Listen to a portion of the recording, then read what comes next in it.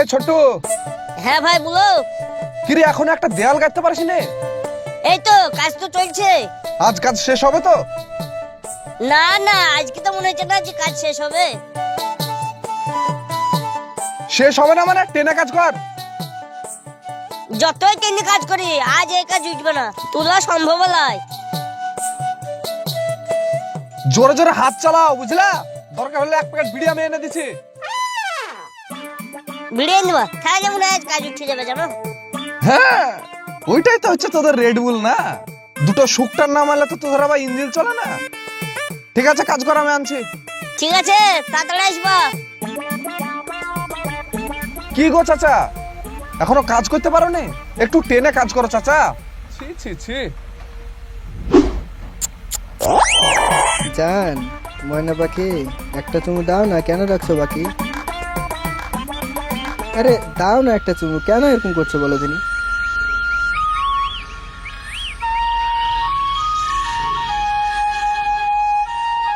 ঠিক আছে, তাহলে আমি আরেকটা দিই। এই ছোড়া, তোকে কি এখানে চুমুর লেনদেনের জন্য টাকা দেওয়া হয়? হ্যাঁ, বিদেশে কাজে এসে একবারে চুমুর লেনদেন শুরু করে দিয়েছিস। তুমি কি আর বুঝবে চুমুর স্বাদ? শুধুই তো কাজ আর কাজ, বিয়ে শাদী তো আর করলে না। আমার বিয়ে নিয়ে তুমি অত চিন্তা করো না। তোমার কাজটা করো গা, ইট বহগা, না লাথি মেরে বাড়ি তাড়িয়ে দেবো। ধুর, শুধু কাজ আর কাজ, শান্তিতে একটা চুমুও খেতে দেয় না। এর জন্যই লোকে বলে গ্রামের লোকে কাজে নিয়ে আসতে নয়, লেবার পর্যন্ত সম্মান দেয় না। ছি।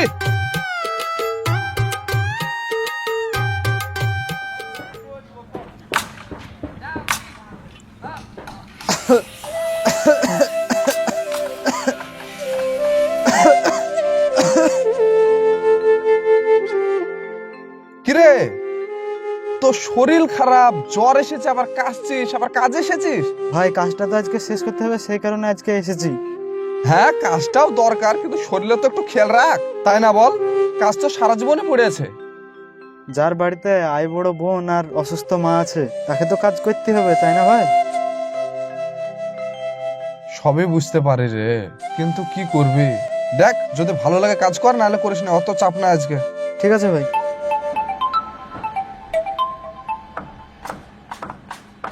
হ্যাঁ স্যার, বলেন।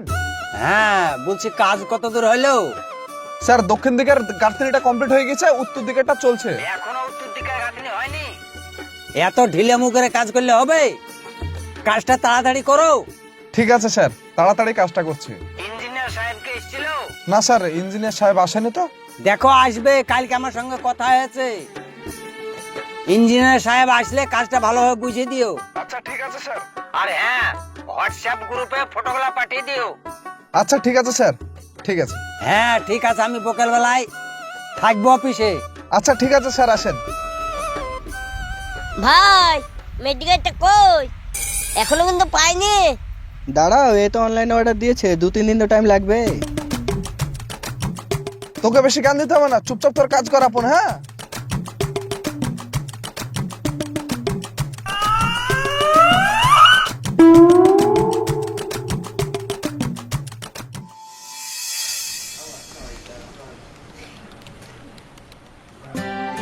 কেমন আছেন? স্যার আসুন স্যার। কি হচ্ছে সব? স্যার এখানে বসুন।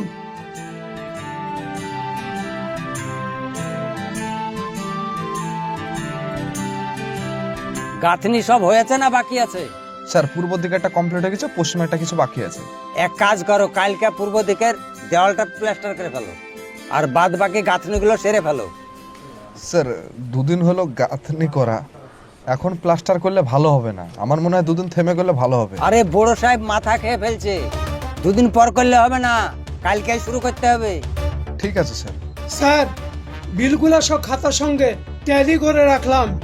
আচ্ছা ঠিক আছে, শোনো, টেলি করাটা মাইনুলকে শিখে দিও। এবার থেকে সব টেলিগুলো মাইনুলই করবে। স্যার, মাইনুল তো নতুন ছেলে, ওকে দিলে পারবে? কেন পারবে না? শিক্ষিত ছেলে, তুমি ওকে ভালো করে হাতে ধরে শিখিয়ে দিবা, তাইলেই পারবে। ঠিক আছে স্যার। আর শুনো, এই টাকাটা কালকে ছোটন মস্তানকে দিয়ে দিও তো। ফালতু ফালতু বিলের সময় ওই সাইডে কাজটা আটকে দিচ্ছে। এই তো 3 মাস আগে টাকা দিলেন, আবার? কিচ্ছু করার নেই, এই উটকো ফুটকো নেতা মস্তানদের পেট ভরাতে আমাদের বিলে 3 ভাগের 1 ভাগ ফুরিয়ে যাচ্ছে। এদিকে পাবলিকের কাজের কোয়ালিটি ভালো হচ্ছে না, ঝামেলা বাঁধিয়ে দিচ্ছে। আরে তুমি বলো না, কাজ কি আমার বাপের টাকা দিয়ে করবো?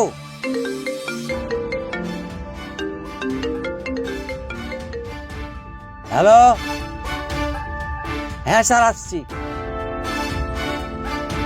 একটু চলো তো, সিনিয়র অফিসার ডাকছে। এখন কেন ডাকছে?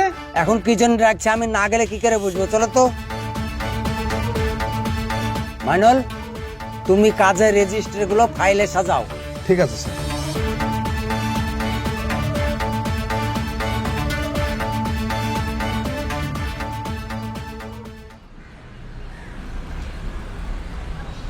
স্যার একটা কথা বলবো? হ্যাঁ বলো। মাইনুল নতুন ছেলে, ওর ওপর এত চাপ দিচ্ছেন, ও পারবে? তুমি জানো, প্রথম আমি মাইনুলকে যেদিন দেখি, আমি আমার ছেলেকে দেখতে পাই। তাকে তো আমি অকালে হারিয়ে ফেললাম। আমি ওকে অত করে বললাম এত স্পিডে গাড়ি চালাস না, কে কার কথা শুনে? ওই বাইকই ওর জীবনটা কেড়ে নিল। ওই সব কথা মনে করে শুধু শুধু কষ্টই পাবেন। আমি চাই মাইনুল কঠিন পরিশ্রম করে সব চাপ সহ্য করতে পারুক, জীবনে উন্নতি করুক। কিন্তু স্যার, ওকে একটু ধাপে ধাপে শিখালে ভালো হবে। ও খুব পরিশ্রমী ছেলে, ও সব চাপ সহ্য করতে পারবে। ওকে বাস্তবায়ী হয়ে উঠতে হবে, তা না হলে এই নির্মম দুনিয়া ওকে ছিঁড়ে খেয়ে ফেলবে। ঠিক আছে, চলুন।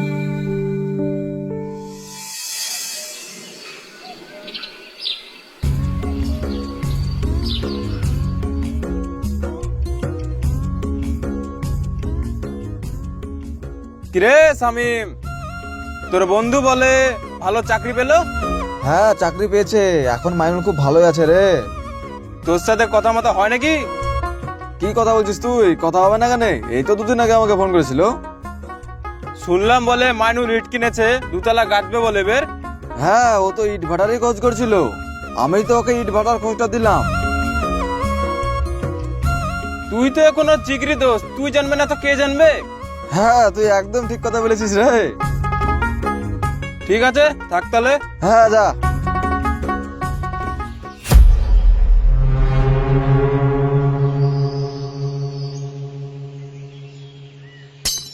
চারটা বিঘা বালিয়ে লিয়ে গো।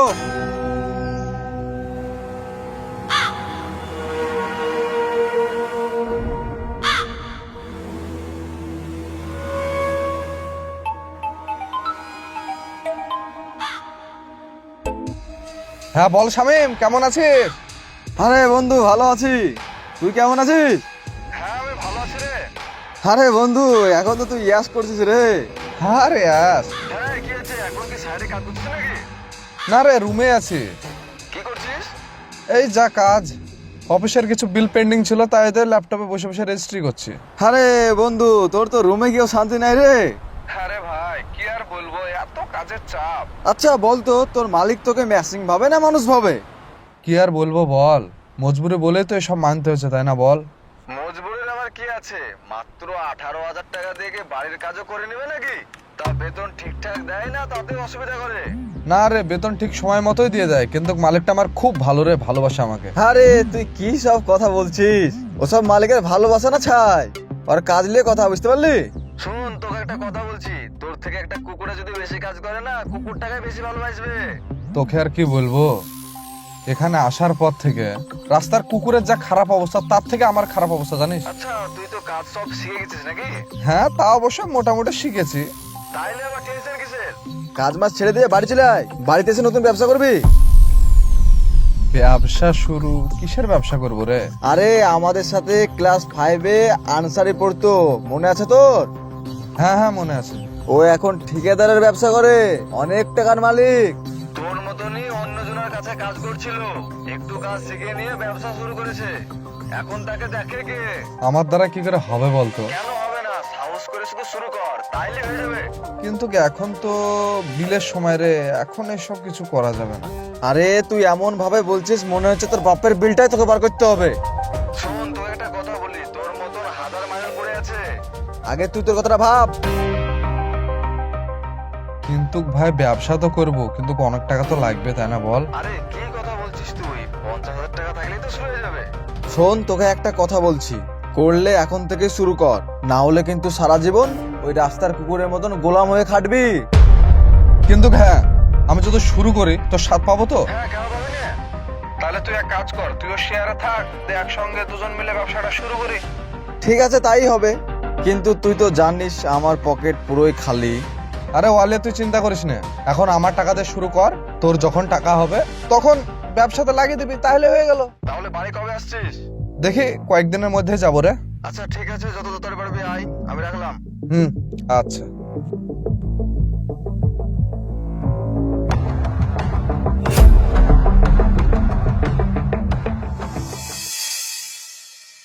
মাইনুল, স্যার বিলটা রেজিস্টার করা হয়েছে? স্যার হওয়ার মধ্যে কিছুটা বাকি আছে।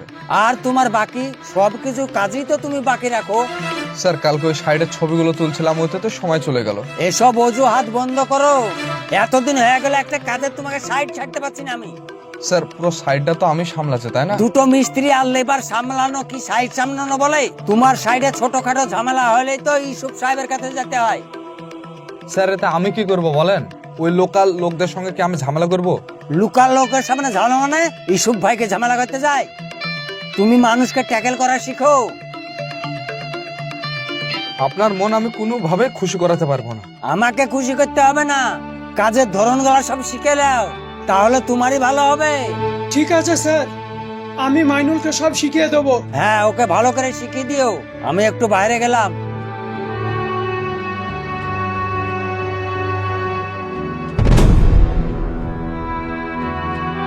ইসুফ ভাই, মাইনুলকে আমার এত বকাবকি করা ঠিক হয়নি। খুব কাজের চাপে ছিলাম তো, আর এই কাজের খিচিবিজি, ওই জন্য ও রাগটা ওর উপর তুলে ফেলা হয়েছে। আপনি চিন্তা করেন না, আমি ওকে সব বুঝিয়ে বলবো। এই এই টাকাটা মাইনুলকে দিবা, আর ওকে মেলায় ঘুরে নিয়ে আসবা। আচ্ছা ঠিক আছে। ঠিক আছে, এই ভাইপো গাড়ি চালাও। আরে শামিল, তুই ঠিকই বলেছিস, রাস্তার কুকুরের যা মূল্য আছে আমার মূল্য নাই, জানিস? এত কাজের চাপ। আমি তো তোকে বলেছিলাম ওরা কাজ ছাড়া কিছু শুনে না। তাই বলছিস সিনিয়র সুপারভাইজারকে দিয়ে 1000 টাকা পাঠাইছে যে যাও ঘুরে আসো বলে। ওটা হচ্ছে রাস্তার কুকুরে দেয়া বিস্কুট। এখন দেখছে ছেড়ে পালিয়ে যাবে বলে তোর মন ভোলানোর চেষ্টা করছে। আরে ওসব কথা বাদ দে, কে মন ভুলালো কি ভুলালো না ওসব দেখে আমার লাভ নাই। ওর কাজটা মারে বেড়াক্কা, আমি ব্যাগ গুছাচ্ছি, ট্রেন ধরবা, বাড়ি চলে যাচ্ছি। এতক্ষণে বেটা ছেলের মতো কথা বলেছিস। ঠিক আছে রাখ, কালকে আসছি, দিয়ে একসঙ্গে দুজনে ঠিকাদারি করবো। আই কাল সকালে একটা কাজ ফাইনাল করে দেবো।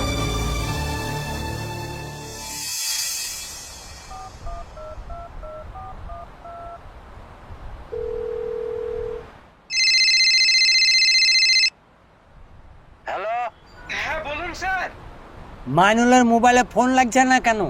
স্যার আমিও লাগাচ্ছি, আমারও লাগছে না, এখনো অফিসে আসেনি। মাইনুল এখনো অফিসে আসেনি? না স্যার। ওর রুমে গিয়ে দেখো তো। শরীর আবার খারাপ টারাপ হইলো নাকি? ঠিক আছে স্যার, আমি গিয়ে দেখে আসছি। আচ্ছা ঠিক আছে।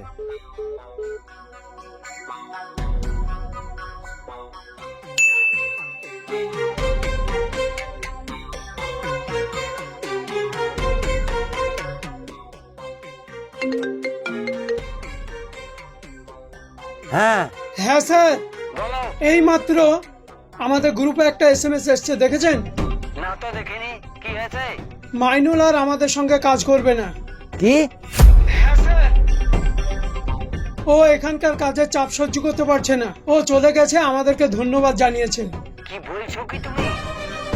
আমার ছেলেটা তো আমাকে ছেড়ে চলে গেছে।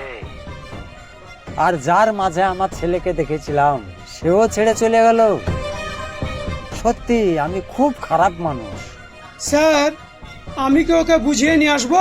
না থাক, আমি তো আপনকে আপন করতে পারিনি, পর আবার আপন হবে কিভাবে? ও যেটা ভালো বুঝেছে সেটাই করেছে।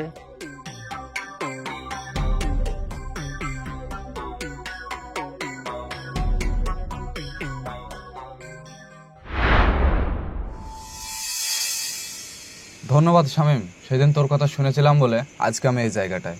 আরে তোকে তো আমি বারবার করে বললাম জীবন পাল্টে যাবে। সত্যি ভাই, আমার জীবন একদম চেঞ্জ হয়ে গেছে। Thank you so much. হ্যাঁ আচ্ছা আচ্ছা, এই নে কক্ষা। এক কাজ নিয়ে সারা জীবন পড়ে থাকলে জীবনে উন্নতি করা যায় না, বুঝলি? তোর মতো বন্ধু যদি সঙ্গে থাকে তাহলে কোনো কাজেই সমস্যা হবে না। সে সবই বুঝলাম, তো কালকে কাজগুলো কমপ্লিট করতে হবে, বুঝলি? তুই ক্লায়েন্টের সঙ্গে ডিলটা কমপ্লিট কর, বাকিটা আমি দেখে নিচ্ছি। হ্যাঁ, আমি ক্লায়েন্টের সঙ্গে ভালোভাবে কথা বলছি, দেখিস তুই আবার কাজগুলো এলোমেলো করে ফেলিস না। না ওয়াই নিয়ে তোকে টেনশন করতে হবে না, আমি নিজের মতো কাজগুলো করবো। অনেক তো রাত হলো, তাহলে চল উঠা যাক নাকি? হ্যাঁ চ।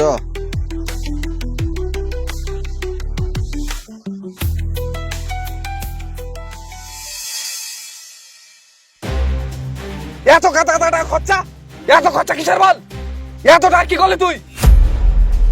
কিসের খরচ মানে? সব তো এখানে লেখা আছে, তোকে কি সেই কৈফিয়ত দিতে হবে নাকি? হ্যাঁ অবশ্যই আমি কৈফিয়ত দিতে হবে, এই ব্যবসা আমার টাকা লাগানি আছে। তুই তো 1 টাকা লাগাইসনি। শোন, এই ব্যবসার আইডিয়াটা আমি দিয়েছিলাম, আমার পরিশ্রম ছাড়া তুই কোনোদিন এই জায়গাটা আসতে পারতিস না। আর ও বাবা, শুধু তোর পরিশ্রম আর আমি তালি মারছিলাম নাকি? হ্যাঁ, সবই তো আমারই পরিশ্রম। পার্টির সঙ্গে কিভাবে কথা বলে টাকা আদায় করতে হয় সেটা তো জানিস না। আর শুধু সুপারভাইজারের মতন কাজ দেখিস, বাকি কাজ তো আমাকে সামলাতে হয়। তুই কি কাজ করিস? হ্যাঁ, ব্যবসাতে তো 1 টাকা লাগাইসনি, সব টাকা পয়সা আমার লাগা না। তোকে তোর পার্টনারশিপে রাখা যাবে না? হ্যাঁ, তুই কত কাজ করিস দেখতে পাচ্ছি, তার জন্য তো প্রতি সাইডে লস হচ্ছে। লস হচ্ছে তোর লেগে? তুই ক্লায়েন্টের সঙ্গে কিভাবে কথা বলিস? খরচার কোনো হিসাব নাই, লস হবে না তো লাভ হবে? ও, তার মানে তোর কথা হচ্ছে আমার জন্য তো লস হচ্ছে, তাই তো? হ্যাঁ ঠিক আছে, আমি তোর সাথে কাজ করবো না, তুই আপন কাজ করলে আমি আপন কাজ করলেছি। ঠিক আছে, তুই হিসাব বুঝা, তারপর যেখানে খুশি সেখানে যাবি। তোকে কিসের হিসাব বুঝাবো? এই যে সব কাগজপত্রে আছে, এটা লেখা আছে, দেখে লেখা তুই।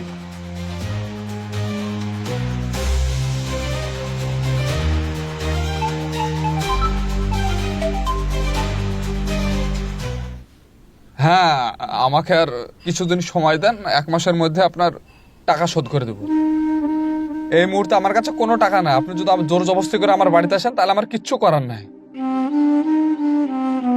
ঠিক আছে, তাহলে আপনি এক কাজ করেন, আমাকে গলায় দড়িতে ঝুলে দেন, নাহলে বেঁধে রেখে দেন, দিয়ে টাকা আদায় করে নেন। তাছাড়া আমার কাছে এখন টাকা দেওয়ার মতন সামর্থ্য নাই।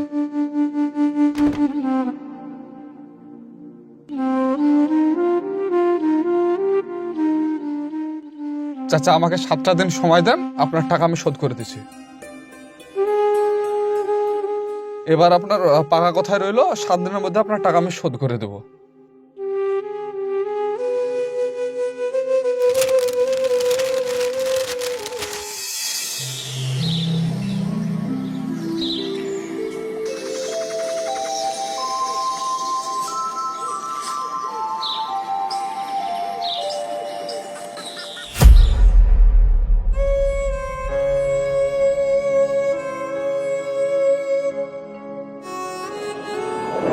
স্যার, আপনার আমি পায়ে ধরছি, আমায় ক্ষমা করে দেন স্যার। পাছাড়, তোকে এখানে কে আসতে বললো?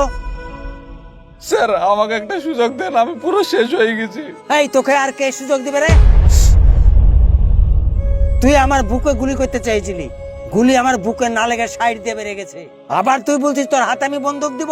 আমি এতই বুকে, বেড়া আমার বাড়ি থেকে। তোর কোনো কথা শুনো, বেড়া আমার বাড়ি থেকে, বেড়া, যা, বেরিয়ে যা।